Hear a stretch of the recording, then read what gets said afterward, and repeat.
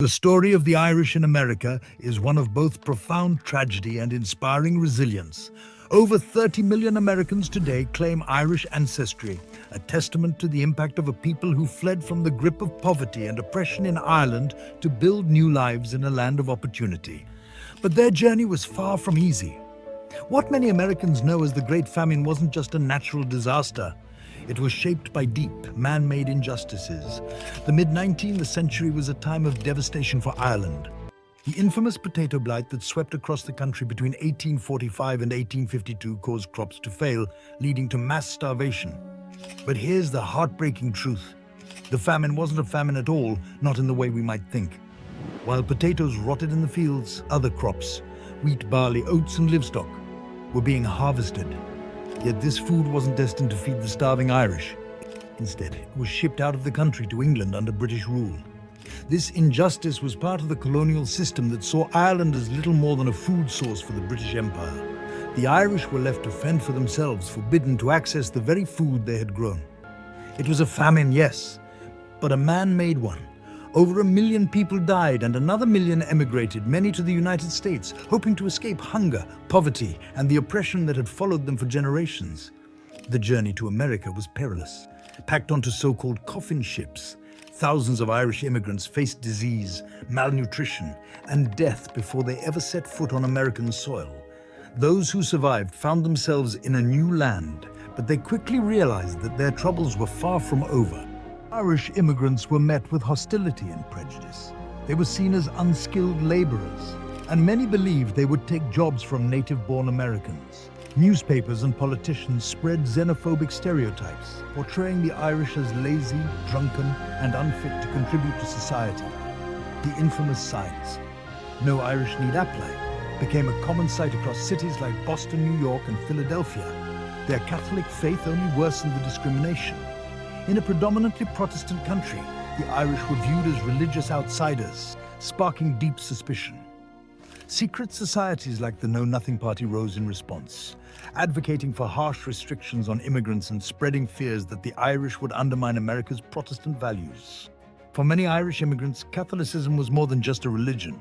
It was a vital part of their identity.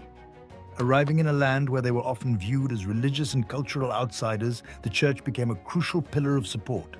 It provided not only spiritual guidance but also a sense of community, helping Irish immigrants maintain their cultural identity amidst the struggles they faced in their new homeland.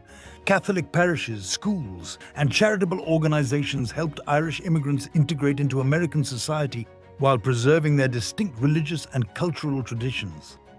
The church often served as a refuge from the widespread anti-Catholic sentiment that Irish immigrants encountered. The Catholic Church also became an essential institution for upward mobility among Irish Americans. Irish immigrants were heavily involved in the establishment of Catholic parishes and schools, which became cornerstones of their communities. These institutions helped provide education, social services, and a place to gather, preserving a sense of solidarity among Irish Catholics. This religious bond allowed Irish immigrants to resist cultural assimilation, providing a foundation for future generations to build on. The creation of Catholic schools helped to educate young Irish Americans, many of whom went on to become influential figures in American politics, business, and society. But the Irish didn't just face social and economic obstacles, they also struggled politically. Many Irish immigrants initially lacked the right to vote. Even after becoming naturalized citizens, navigating the political system was no easy feat. Literacy tests, poll taxes, and outright intimidation kept many Irish Americans away from the ballot box. Yet, over time, their numbers grew, and so did their political influence. In cities like New York, the Irish established themselves as a powerful political force, particularly through urban political machines like Tammany Hall. Irish immigrants formed the backbone of these organizations, trading votes for social services and jobs. They were still victims of prejudice, but by organizing themselves, they slowly carved out a space for Irish voices in American politics. Figures like Al Smith, the first Catholic to run for president, and later John F. Kennedy, became symbols of the Irish-American rise to prominence. Beyond politics, the Irish left an indelible mark on American culture, especially in sports. Many local and national teams have Irish roots, honoring the resilience and pride of Irish immigrants. The Notre Dame Fighting Irish adopted their iconic mascot in recognition of the Irish working-class communities that rallied behind the team. The Boston Celtics took their name from the city's large Irish-American population. Even the New York Knicks' colors of green and orange subtly nod to Irish heritage. For Irish Americans, sports became a way to express their identity, a celebration of their journey from marginalized immigrants to vital contributors to the American fabric. Irish Americans embraced sports not only as a form of entertainment but as a way to build community and express their identity in the face of discrimination. Over the decades, they became key figures in shaping some of the nation's most iconic teams and sports traditions. One of the most famous sports teams tied to Irish heritage is the Notre Dame Fighting Irish. Established in the 19th century, Notre Dame's football team gained prominence as a symbol of Irish Catholic immigrants who sought respect and inclusion in American society. By adopting Irish name, the team embraced the spirit of perseverance and strength that defined the immigrant experience.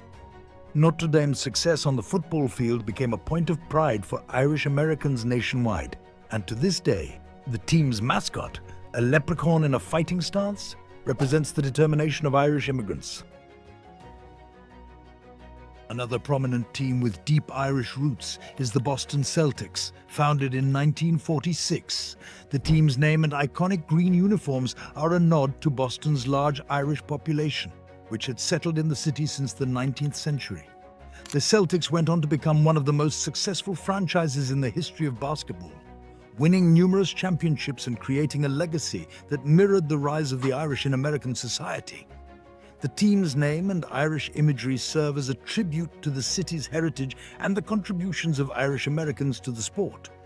Beyond teams, individual Irish American athletes made significant marks in American sports history. One of the most famous is John L. Sullivan, often referred to as the first great American boxing champion.